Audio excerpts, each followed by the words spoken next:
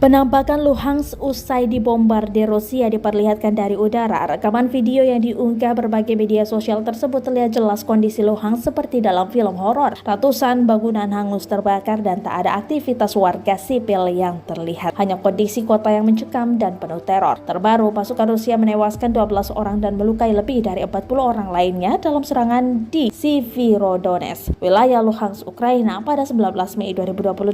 Mereka terus menembaki di Severodonetsk. 12 orang tewas dan lebih dari 40 terluka. Para ORC tanpa pandang bulu menembaki pusat regional dengan senjata berat sejak pagi. Penembakan berlanjut bahkan sampai sekarang, kata Kepala Administrasi Militer Regional Luhansk, Serhiy Haidai.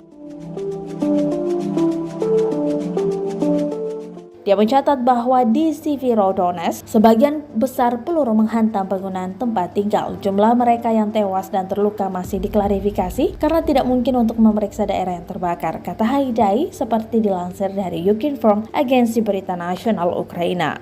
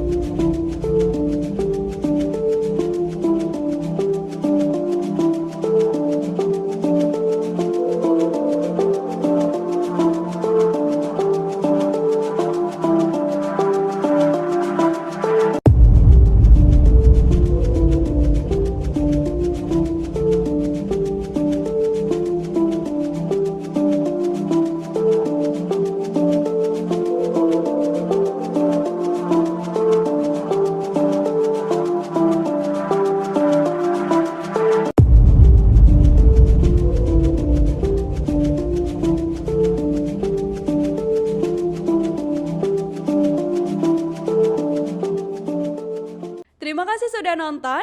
Jangan lupa like, subscribe, dan share ya.